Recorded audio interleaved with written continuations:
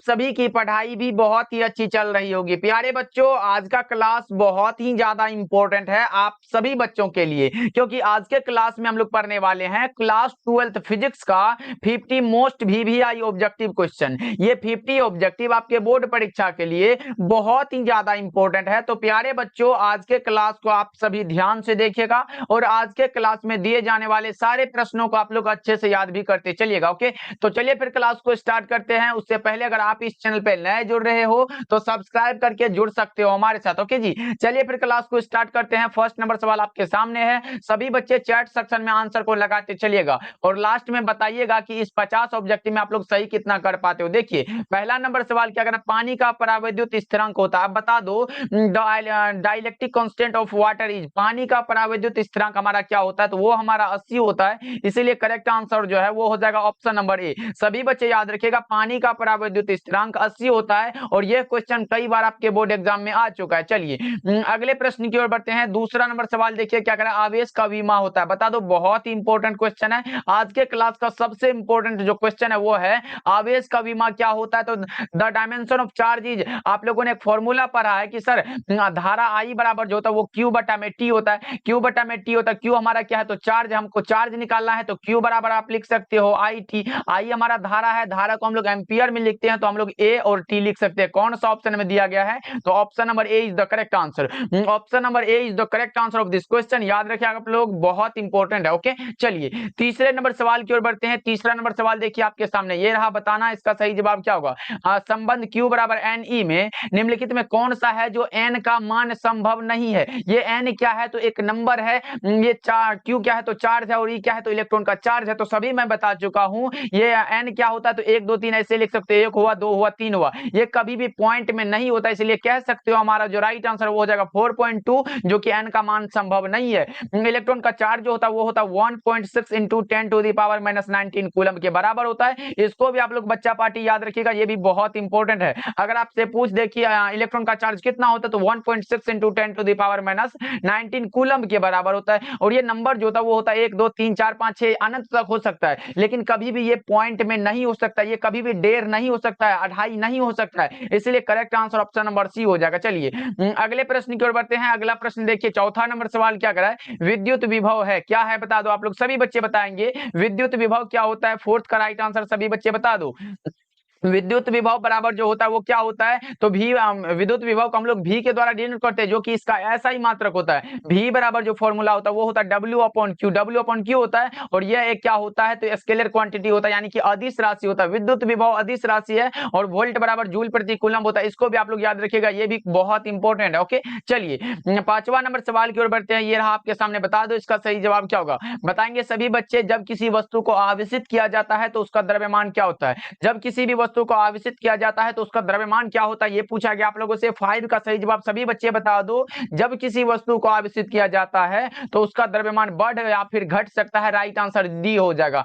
5 का डी बिल्कुल right answer हो जाएगा बच्चा पार्टी, याद रखिएगा, ये भी क्वेश्चन बहुत इंपॉर्टेंट है। ओके, चलिए अगले प्रश्न की ओर बढ़ते हैं। अगला प्रश्न ये रहा आपके सामने, 6 नंबर सवाल है, कूलम्ब बल क्या है। कूलम्ब बल जो होता है वो क्या होता है, बता दो आप लोग। 6 का राइट आंसर, कूलम्ब बल क्या होता है, केंद्रीय बल होता है, विद्युत बल होता है, ए और बी दोनों होता है, या इनमें से कोई नहीं। 6 का सही जवाब सभी बच्चे बता दो। तो कूलम्ब बल जो हमारा होता है वो केंद्रीय बल भी होता है और विद्युत बल भी होता है। इसलिए आप कह सकते हो central force and electrical force दोनों होता है। Correct answer option number C हो जाएगा, ए और बी दोनों हो जाएगा। ऑप्शन नंबर सी बिल्कुल राइट आंसर हो जाएगा बच्चा पार्टी, याद रखिएगा आप लोग। चलिए 7 नंबर सवाल को देखिए आपके सामने, ये रहा, बता दो इसका सही जवाब क्या होगा। और यह क्वेश्चन सभी बच्चे का सही होना चाहिए। साबुन के एक बुलबुले को जब आवेशित किया जाता है तो उसकी त्रिज्या क्या होती है, बता दो आप लोग। साबुन के एक बुलबुले को जब आवेशित किया जाता है तो उसकी त्रिज्या क्या होती है। 7 का राइट आंसर सभी बच्चे फटाफट से चैट सेक्शन में बता दो। जब साबुन के एक बुलबुले को आवेशित किया जाता है तो उसकी त्रिज्या क्या होती है। 7 का राइट आंसर बता दो, तो वो क्या होता है, सीधे रूप से बढ़ जाता है। Option number A right answer हो जाएगा 7 का। 8 नंबर सवाल देखिए आपके सामने, ये रहा। 8 नंबर सवाल का जवाब बता दो क्या होगा। किसी विद्युतीय क्षेत्र में चालक को रखने पर, क्या किसी विद्युतीय क्षेत्र में चालक को रखने पर उसके अंदर विद्युतीय क्षेत्र क्या होता है, बता दो आप लोग। 8 का राइट आंसर सभी बच्चे बताएंगे किसी विद्युतीय क्षेत्र में चालक को रखने पर उसके अंदर विद्युतीय क्षेत्र का जो मान होता है वो क्या होता है? 8 का राइट आंसर। अगर अंदर रखा गया हो तो ये हमेशा 0 होता है, शून्य होता है। सही जवाब ऑप्शन नंबर सी हो जाएगा। 8 का सी करेक्ट आंसर हो जाएगा बच्चा पार्टी। सभी बच्चे याद रखोगे, ये बहुत इंपॉर्टेंट क्वेश्चन है। चलिए 9 नंबर सवाल को देखिए आपके सामने ये रहा, बता देना इसका सही जवाब क्या होगा। किसी संधारित्र की धारिता का मात्रक क्या होता है? बता दो बच्चा पार्टी, किसी संधारित्र की धारिता का जो मात्रक होता है वो क्या होता है? किसी संधारित्र की धारिता का जो मात्रक होता है वो हमारा फैराड होता है। सही जवाब ऑप्शन नंबर सी होगा। 9 का सी राइट आंसर हो जाएगा बच्चों, याद रखिएगा आप लोग। चलिए अगले प्रश्न की ओर बढ़ते हैं। 10 नंबर सवाल का जवाब बताना सभी बच्चे। 10 नंबर सवाल का जवाब बता दो। 1 वोल्ट बराबर क्या होता है? अभी तो मैंने बताया, जस्ट मैंने बताया, वो जो पूछा गया था कि विद्युत विभव क्या है, वो मैंने बताया कि वो क्या है, तो अदिश राशि है। और वह मैं बताया था कि विद्युत विभव का ऐसा ही मात्रक वोल्ट होता है और V बराबर W/Q होता है। तो W क्या है, तो जूल हो जाएगा इसका मात्रक, और Q चार्ज का कूलम हो जाएगा, यानी कि जूल प्रति कूलम हो जाएगा। तो देख लो कौन सा ऑप्शन में मिला लो ना, ऑप्शन नंबर बी हो जाएगा। 1 वोल्ट बराबर 1 जूल प्रति कूलम हो जाएगा बच्चा पार्टी। लगा लो option number b right answer हो जाएगा। 100% बी करेक्ट आंसर हो जाएगा। चलिए 11 नंबर सवाल की ओर बढ़ते हैं। नए नए बच्चे जितने भी जुड़ रहे हैं तो आप सब सब्सक्राइब करके जुड़ सकते हो हमारे साथ। बिल्कुल फ्री क्लासेस दिए जाते हैं जो आपके बोर्ड एग्जाम के लिए इंपॉर्टेंट होता है। ओके जी, चलिए अगले प्रश्न की ओर बढ़ते हैं। तो आप हमारे साथ जुड़ सकते हो। सभी बच्चे एक बार क्लास को जरूर लाइक करिएगा। देखिए निम्नलिखित में कौन सदिश राशि है? बता दो 11 का राइट आंसर क्या होगा। निम्नलिखित में कौन सा है जो वेक्टर क्वांटिटी है? वे पूछा गया which of the following is a vector quantity. बता दो आप लोग। ये विद्युत क्षेत्र की तीव्रता हमारा वेक्टर क्वांटिटी है, राइट आंसर बी होगा। विद्युत विभव भी मैंने बताया अदिश राशि है। विद्युत आवेश भी अदिश राशि है, और आवेश का पृष्ठ घनत्व भी क्या है, तो अदिश राशि है, यानी कि स्केलर क्वांटिटी है। चलिए 12 नंबर सवाल को देखिए आपके सामने ये रहा 12 नंबर सवाल। मात्र 50 ऑब्जेक्टिव है बच्चा पार्टी। सभी बच्चे ध्यान से देखना और सारे प्रश्नों को याद करते चलना। देखो निम्नलिखित में किस राशि का मात्रक वोल्ट प्रति मीटर होता है? वोल्ट प्रति मीटर विद्युतीय क्षेत्र का होता है बच्चा पार्टी, पढ़ चुके हो। ऑप्शन नंबर डी होगा। और भी एक चीज होता है, न्यूटन प्रति कूलम भी होता है, और विद्युत वोल्ट प्रति मीटर भी होता है। इसको भी आप लोग याद रखिएगा। 13 नंबर सवाल देखिए, विद्युत धारिता का मात्रक क्या होता है? ये तो आसान सा, विद्युत धारिता का मात्रक फैराड होता है। करेक्ट आंसर क्या लगाओगे? ऑप्शन नंबर बी हो जाएगा। ऑप्शन नंबर बी बिल्कुल सही जवाब हो जाएगा। तो क्या लगाओगे? Option number B. ये न्यूटन किसका है, तो ये बल का है, तो ये हमारा नहीं होगा। वोल्ट किसका है, तो विद्युत विभव का है, या फिर विभवांतर भी कह सकते हो, ये विभवांतर का है, तो विभवांतर का ये भी नहीं होगा। एम्पियर किसका है, तो ये धारा का है, तो ये भी नहीं होगा। फैराड होगा। Right answer option number B हो जाएगा। चलिए 14 नंबर सवाल देखिए आपके सामने ये रहा, बताना इसका सही जवाब क्या होगा। 14 नंबर सवाल है, नीले रंग के लिए कार्बन प्रतिरोध का कलर कोड कितना होता है? नीले रंग के लिए पूछा गया है, तो मैंने ट्रिक बता दिया है, तो अब गलती तो नहीं होगा आप लोगों का। बीबी रोय जीबी किसके लिए? बीबी रोय जीबी। अब दिख लो यहाँ से 0 होगा, 1 होगा, 2 होगा, 3 होगा, 4 होगा, 5 और 6 होगा। तो देख लो नीले रंग के यानी कि ब्लू के लिए पूछा गया, 6 लगा सकते हो। Option number D correct answer है बच्चों। ये ब्लैक है, ब्राउन है, रेड है, ऑरेंज है, येलो है और ग्रीन है और ब्लू है। तो याद रखिएगा सभी बच्चे, कॉपी में नोट कर लो इसको। चलिए 15 नंबर सवाल देखिए आपके सामने ये रहा। 15 नंबर सवाल है, कार्बन प्रतिरोध के हरे रंग के कोड का मान क्या होता है? कार्बन प्रतिरोध के हरे रंग के कोड का मान अगर आपसे पूछा गया है, तो अभी मैंने बताया हरा रंग किस में आया था, बता दो एक बार। बीबी रोय, यहाँ लिख लो बीबी रोय, बीबी रोय जीबी, बीबी रोय जीबी। देख लो ग्रीन मतलब हरा होता है, यानी कि यहाँ 5 हो जाएगा। राइट आंसर सी हो जाएगा। ऑप्शन नंबर 0 से स्टार्ट करना, 0 1 2 3 4 5 हो जाएगा ना। ऑप्शन नंबर कौन सा होगा, तो सी हो जाएगा करेक्ट आंसर। चलिए अगले प्रश्न को देखते हैं। 16 नंबर सवाल है, प्रतिरोधों के समानांतर क्रम में निम्नलिखित में कौन सी राशि समान रहती है? समान रहने वाला हमारा एक ही तो है, वो है हमारा पोटेंशियल डिफरेंस, यानी कि विभवांतर होता है। Option number A correct answer है। 16 का ए हो जाएगा। 16 का ए सही जवाब है बच्चों, याद रखिएगा। 17 नंबर सवाल देखिए क्या कह रहा है, विद्युत हीटर में जिस तत्व का व्यवहार किया जाता है, जिस पदार्थ का उपयोग करते हैं, वो हमारा नाइक्रोम होता है। ऑप्शन नंबर डी आपका सही जवाब हो जाएगा। विकल्प डी जितने भी बच्चे लगाए हो सही जवाब हो जाएगा बच्चा पार्टी, याद रखिएगा। चलिए 18 नंबर सवाल देखिए आपके सामने है, धात्विक चालकों का ताप बढ़ने पर उसका प्रतिरोध क्या होता है? अगर धात्विक पूछे, धात्विक चालकों में अगर पूछा गया हो तो वो क्या होता है, बढ़ जाता है। 18 का करेक्ट आंसर ये हो जाएगा। धात्विक चालक के लिए हमारा क्या होता है, तो बढ़ जाता है। करेक्ट आंसर ये हो जाएगा। लेकिन अगर उसी जगह पूछे कि अधातु, यानी कि यहाँ पूछा गया है ताप बढ़ने के साथ अर्धचालक का प्रतिरोध क्या होता है, तो वो हमारा क्या होता है, घट जाता है। क्या होगा, तो ऑप्शन नंबर बी हो जाएगा। 19 का बी करेक्ट हो जाएगा। चलिए 20 नंबर सवाल देखिए, दोनों बहुत इंपॉर्टेंट क्वेश्चन था, इसलिए हमने वहां पे इसको सेट कर दिया। देखो 20 नंबर सवाल जो कह रहा है आपके सामने ये रहा, बता दो इसका सही जवाब क्या होगा बच्चों। विभव मापी के तार की लंबाई बढ़ा देने पर संतुलन बिंदु प्राप्त होता है, वो प्राप्त होता है अधिक लंबाई पर। Right answer option number B हो जाएगा। 20 का बी राइट आंसर है बच्चों, याद रखिएगा। चलिए 21 नंबर सवाल को देखते हैं। ये रहा, सेल का विद्युत वाहक बल किसके मापा जाता है, किसके द्वारा मापा जाता है? बता दो इसका सही जवाब क्या होगा। सभी बच्चे बताएंगे चैट सेक्शन में। सेल का विद्युत वाहक बल कितना किसके द्वारा मापा जा सकता है? बताएंगे 21 का राइट आंसर क्या होगा, बता दो। तो वो हमारा विभव मापी के द्वारा मापा जाता है। तो राइट आंसर कौन सा होगा? ऑप्शन नंबर डी होगा। इलेक्ट्रोमोटिव फोर्स को जो मापते हैं वो विभव मापी के द्वारा मापते हैं, तो डी होगा करेक्ट आंसर। चलिए अगले प्रश्न की ओर बढ़ते हैं। आज का क्लास तो हिंदी और इंग्लिश दोनों मीडियम वालों के लिए है, तो बच्चों एकदम बहुत अच्छे से याद कर लो। एमीटर का प्रतिरोध कितना होता है? एमीटर मैंने बताया था, अगर सिर्फ एमीटर हो, अगर सिर्फ आपके सामने क्या हो? एमीटर हो, तो आप कहना कि सर ये क्या होता है कि बहुत कम होता है। सिर्फ एमीटर हो तो बहुत कम होता है। अगर आदर्श एमीटर हो, आदर्श एमीटर रहे तो 0 होता है, और आदर्श वोल्ट मीटर रहे तो अनंत होता है। तो यहाँ सिर्फ एमीटर है तो बहुत कम लगाओ बच्चों। ऑप्शन सी सही जवाब हो जाएगा। 23 नंबर सवाल देखिए आपके सामने ये रहा। बता दो लोहा कैसा होता है? तो लोहा लोह चुंबकीय होगा। लोहा कैसा होगा? तो लोह चुंबकीय होगा बच्चों। ऑप्शन नंबर सी बिल्कुल सही जवाब हो जाएगा। 23 का करेक्ट आंसर सी होगा। सभी बच्चे लगा लो। ओके चलिए 24 नंबर सवाल देखिए आपके सामने। 24 नंबर सवाल है, विषुवत रेखा पर नमन कोण का मान कितना होता है? ये तो बहुत इंपॉर्टेंट है। विषुवत रेखा पर नमन कोण का मान पूछे, या फिर चुंबकीय पृथ्वी के चुंबकीय ध्रुव पर नमन कोण का मान पूछे। अगर चुंबकीय ध्रुव पर नमन कोण का मान पूछे तो 90 डिग्री होता है, लेकिन विषुवत रेखा पर पूछे तो 0 डिग्री होता है। 0 करेक्ट आंसर ये हो जाएगा। ऑप्शन नंबर ए बिल्कुल सही जवाब हो जाएगा। याद रखिएगा सभी बच्चे, बहुत इंपॉर्टेंट है। मैंने बताया पृथ्वी के चुंबकीय ध्रुव पर नमन कोण का मान पूछे तो कितना लगाओगे? 90 डिग्री होता है बच्चा पार्टी, याद रखिएगा। चलिए अगले प्रश्न की ओर बढ़ते हैं। 25 नंबर सवाल देखिए। नमन कोण का मान उत्तरी ध्रुव से, नमन कोण का मान कहां जा रहा है? विषुवत रेखा की ओर। किससे? उत्तरी ध्रुव से विषुवत रेखा की ओर जा रहा है, तो ये ऑब्वियसली घटेगा। ऑप्शन नंबर सी हो जाएगा राइट आंसर। विषुवत रेखा पर क्या घटता ही है? 0 तक चला जाता है। अभी मैंने बताया विषुवत रेखा पर नमन कोण का मान कितना होता है? 0 होता है। और नमन कोण का मान उत्तरी ध्रुव से विषुवत रेखा की ओर जा रहा है तो घटेगा। ऑप्शन सी बिल्कुल राइट आंसर हो जाएगा बच्चों। और क्लास अच्छा लग रहा हो तो लाइक भी करते चलना आप लोग। ओके चलिए लास्ट में करने के चक्कर में आप लोग भूल जाते हो बच्चों, तो एक बार क्लास पे जरूर लाइक करिएगा। किसी चुंबक का चुंबकीय आघूर्ण क्या होता है? किसी चुंबक का जो चुंबकीय आघूर्ण होता है वो हमारा सदिश राशि होता है, यानी कि वेक्टर क्वांटिटी होता है। The magnetic moment of magnet कौन सा? तो vector quantity. Right answer B हो जाएगा 26 का। 27 नंबर सवाल आपके सामने ये रहा। बता देना इसका सही जवाब क्या होगा। 1 हेनरी बराबर क्या होता है? 1 हेनरी बराबर क्या होता है? वो होता है हमारा 1 हेनरी बराबर जो होता है वो क्या होता है? 10⁻³ मिली हेनरी होता है। मिली हेनरी होता है। कौन सा ऑप्शन में दिया गया? Option number A right answer है। 27 का करेक्ट आंसर ये होगा। चलिए 28 नंबर सवाल देखिए आपके सामने ये है।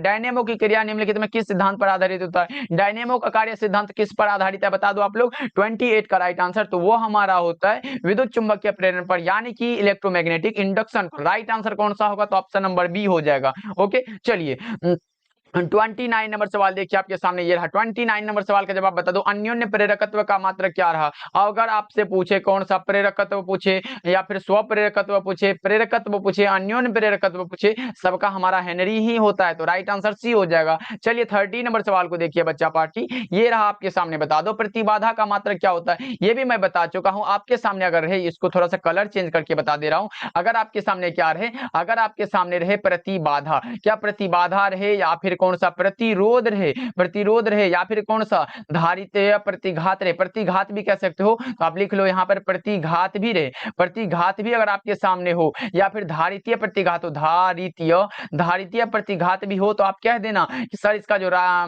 मात्रक होता है वो हमेशा ओम होता है। राइट आंसर कौन सा हो जाएगा? तो ऑप्शन नंबर बी हो जाएगा correct answer. Option number B लगा लो। चलिए अगले प्रश्न की ओर बढ़ते हैं। अगला प्रश्न देखिए 31 नंबर सवाल है।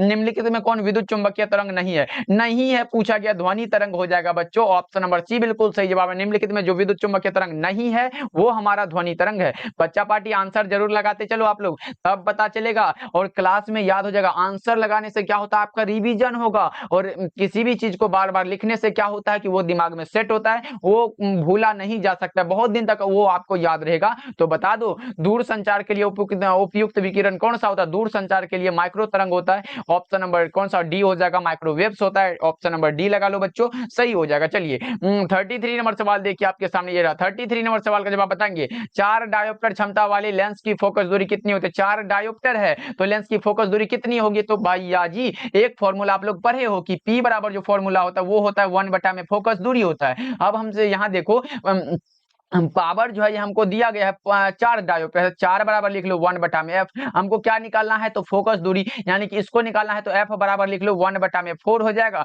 1 में अगर 1 में 4 से भाग दो तो बताओ इसको अगर परसेंट में निकालते हो तो यहाँ अगर 100 देते हो तो दो के बाद यानी कि 25 चौका 100 होता है, 2 को 0 दिए तो यानी कि 25 लिख दो, उसके बाद पॉइंट दे दो, 0 लिख दो, 0.25 हो जाएगा। राइट आंसर ऑप्शन नंबर ये हो जाएगा। ऐसे याद रखो 1 में अगर 4 से भागा देंगे तो पॉइंट में ही यानी कि 0.25 होगा। राइट आंसर कौन सा, ये हो जाएगा, ऑप्शन नंबर ए होगा। और ये याद रखिएगा जब ये मीटर में हो तब ये फॉर्मूला यूज होता है। अगर सेंटीमीटर में दिया गया हो, सेंटीमीटर में हो तो P बराबर 100/f होता है। ये फॉर्मूला है, दोनों फॉर्मूला है। पावर बराबर दो फॉर्मूला मिला है, एक होता है 1/f अगर वो क्या हो तो वो मीटर में हो चीजें दिया हुआ, और दूसरा क्या होता है P बराबर 100/f तब होता है जब वो सेंटीमीटर में दिया हुआ हो। ओके, क्लियर हो गया। चलिए अगले प्रश्न की ओर बढ़ते हैं। सेंटीमीटर ये नहीं हो सकता है क्योंकि ये सेंटीमीटर में है, मीटर वाला सही होगा हमारा। चलिए अगले प्रश्न की ओर बढ़ते हैं। अगला प्रश्न क्या करा, 34 नंबर सवाल है। कांच के लिए क्रांतिक कोण कितना होता है? कांच के लिए क्रांतिक कोण हमारा होता है 42 डिग्री, लगभग में होता है, अप्रोक्सीमेटली होता है। राइट आंसर डी होगा। 34 का करेक्ट आंसर जो है वो हो जाएगा ऑप्शन नंबर डी। तो याद रखोगे सभी बच्चे। 35 नंबर सवाल है। एक स्वस्थ व्यक्ति की आंख के लेंस की फोकस दूरी लगभग कितनी होती है? बता दो आप लोग, एक स्वस्थ व्यक्ति की आंख के लेंस की फोकस दूरी कितनी होती है? मैंने बताया था कि अगर आपसे पूछे कि स्पष्ट दृष्टि की न्यूनतम दूरी कितनी होती है तब आप लगाओगे सर 25 सेंटीमीटर होते हैं। लेकिन अगर आपसे पूछा गया हो कि फोकस दूरी कितनी होती है तो 2 सेंटीमीटर लगाओगे आप लोग को। करेक्ट आंसर बी होगा। ये 25 सेंटीमीटर लगाना मत लगाना, गलत हो जाएगा। ओके, चलिए अगले प्रश्न की ओर बढ़ते हैं। अगला प्रश्न आपके सामने ये रहा, 36 नंबर सवाल है। समतल दर्पण की वक्रता त्रिज्या कितनी होती है? समतल दर्पण की जो वक्रता त्रिज्या होती है वो अनंत होती है, यानी कि इन्फिनिटी होती है। राइट आंसर कौन सा होगा? ऑप्शन नंबर ए होगा। चलिए 37 नंबर सवाल आपके सामने ये रहा। पतली झिल्ली के रंगीन दिखने का कारण क्या हो सकता है? पतली झिल्ली के रंगीन दिखने का जो कारण होता है वो होता है इंटरफेरेंस ऑफ लाइट के कारण। राइट आंसर कौन सा होगा? व्यतिकरण, प्रकाश के व्यतिकरण के लिए होता है। ऑप्शन नंबर बी सही जवाब हो जाएगा। तो याद रखोगे आप लोग, और याद इसको भी कर लीजिएगा कि प्रकाश का व्यतिकरण क्या होता है और विवर्तन का डिफिनेशन याद कर लीजिएगा। मतलब प्रकीर्णन, विवर्तन, व्यतिकरण और ध्रुवन, ये चारों जो है इसका आप लोग डिफिनेशन याद कर लीजिएगा, क्योंकि ये शॉर्ट क्वेश्चन में आपसे पूछा जाता है। शॉर्ट क्वेश्चन आपसे पूछा जाता है 2 नंबर में, तो आप लोग इसको याद कर लीजिएगा। ओके, चलिए अगले प्रश्न की ओर बढ़ते हैं। 38 नंबर सवाल देखिए, प्रकाश का वेग महत्तम होता है, किसमें होता है? प्रकाश का वेग जो सबसे अधिक होता है वो निर्वात में होता है, यानी कि इन वैक्यूम होगा। करेक्ट आंसर डी हो जाएगा। ओके जी, चलिए अगले प्रश्न की ओर बढ़ते हैं। अगला प्रश्न ये रहा आपके सामने। 39 नंबर सवाल क्या है? प्रकाश के कणिका सिद्धांत के प्रतिपादक कौन थे? प्रकाश के कणिका सिद्धांत के प्रतिपादक का नाम पूछा गया आप लोगों से, तो 39 का करेक्ट आंसर क्या लगाओगे बच्चा पार्टी? फटाफट से एक बार बता दो। मैंने बता दिया है कि अगर आपसे पूछा गया हो कि द्वितीयक तरंगिकाओं की अवधारणा किसने दिया था, यहां अगर मैं लिख देता हूं द्वितीयक, अगर आपसे पूछे कि द्वितीयक तरंगिका जो है, तरंगिकाओं की अवधारणा, तरंगिकाओं की अवधारणा, तरंगिकाओं की अवधारणा किसने दी थी? द्वितीयक तरंगिकाओं की अवधारणा किसने दी थी? तो आपको मैंने बताया था कि ये हमारे दिए थे न्यूटन साहब। किसने? तो न्यूटन साहब ने दिए थे, क्योंकि ये भी आपके बोर्ड एग्जाम में आ सकता है। अगर पूछे कि द्रव्य तरंग सिद्धांत के प्रतिपादक किसने किया था? द्रव्य तरंग सिद्धांत, तो यहां से 3 प्रश्न आता है, इसलिए मैं तीनों को लिख दे रहा हूं। द्रव्य तरंग पूछे, अगर द्रव्य तरंग सिद्धांत पूछे तो वो हमारे दिए थे कौन? डी ब्रोगली साहब। यहाँ डी लिख लो, उसके बाद ब्रोगली, डी ब्रोगली साहब ने दिया था। उसके बाद कौन से हैं? और दूसरा है कणिका सिद्धांत के बारे में अगर आपसे पूछे तब आप क्या लगाओगे? 39 का करेक्ट आंसर बता दो, वो हमारा होगा न्यूटन साहब। करेक्ट आंसर बी हो जाएगा।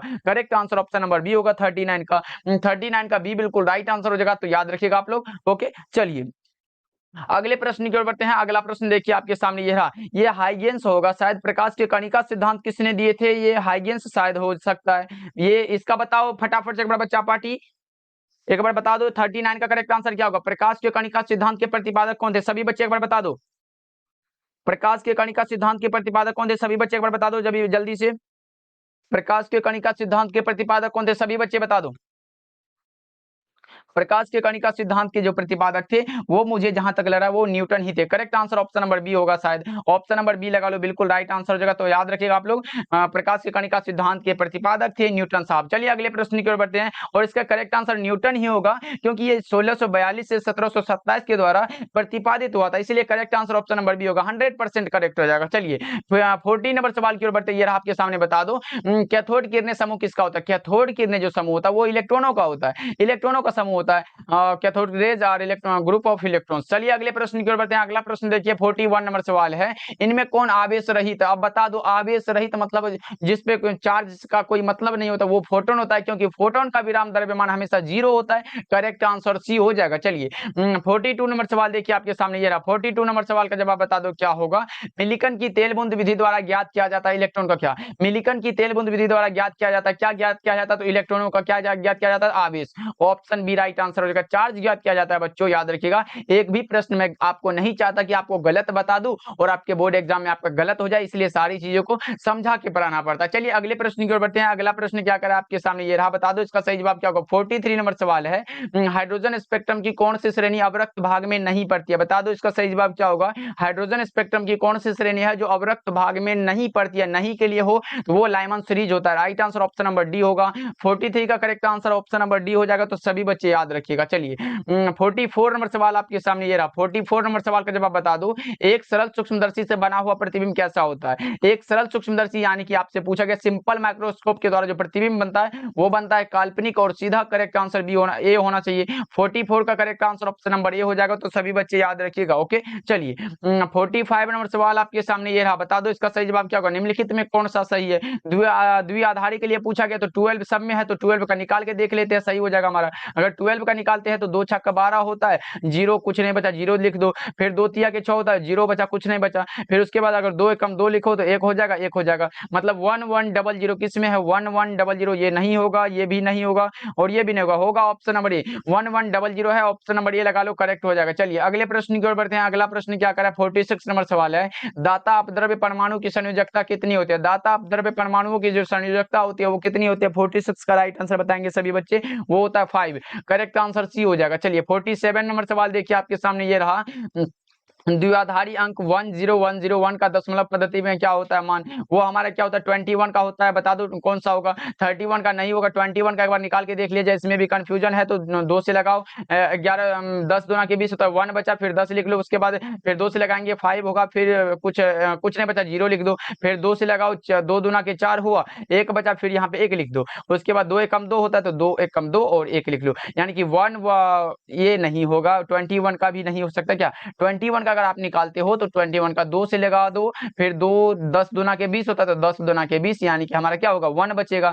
फिर अगर 2 से लगाओ, 2 पंचे 10 होता है, तो नहीं, 1 नहीं बचा, 0 लिख लो। फिर 2 दूना के 4 होता है, तो यहाँ पे क्या होगा? 2 दूना 4, हमारा 1 बचा तो 1 यहाँ पे लिख दो। उसके बाद क्या होगा? 2 एकम 2 होगा, तो यहाँ कुछ नहीं बचा, 0 लिख लो, यानी कि 10101 कौन सा? तो हमारा 21 का ही निकल के आता है। ऑप्शन नंबर बी बिल्कुल सही जवाब हो जाएगा, तो सभी बच्चे याद रखिएगा। चलिए 48 नंबर सवाल देखिए आपके सामने क्या कर रहा है, डायोड का उपयोग करते हैं। डायोड का उपयोग जो करते हैं वो करते हैं रेक्टिफायर की तरह दिष्टकारी की भांति। राइट आंसर सी हो जाएगा 48 का। चलिए 49 नंबर सवाल को देखिए आपके सामने ये रहा, बता दो पी प्रकार के अर्धचालक में आवेश वाहक कौन होते हैं? पी प्रकार के अर्धचालक के लिए पूछा गया, तो वीवर यानी कि होल होता है, जिसको आप लोग छिद्र भी बोल सकते हो, छिद्र ये भी होता है, आपके बोर्ड एग्जाम में आया हुआ है, इसलिए करेक्ट आंसर बी हो जाएगा। चलिए अगले प्रश्न को देखते हैं। 50 नंबर सवाल है, किसी बिंदुवत स्रोत से परिमित दूरी पर तरंगाग्र कैसा होता है? किसी बिंदुवत स्रोत से परिमित दूरी पर जो तरंगाग्र होता है वो गोलाकार होता है। ऑप्शन नंबर ये होगा, स्फेरिकल होता है। ऑप्शन नंबर ये लगा लो, तो सही जवाब हो जाएगा। तो चलिए बच्चा पार्टी, आज का क्लास आपको कैसा लगा कमेंट करके बताइएगा, और आज के क्लास में इस 50 ऑब्जेक्टिव में आप लोग सही कितना कर पाए ये भी कमेंट करके बताइएगा। मिलते हैं फिर अगले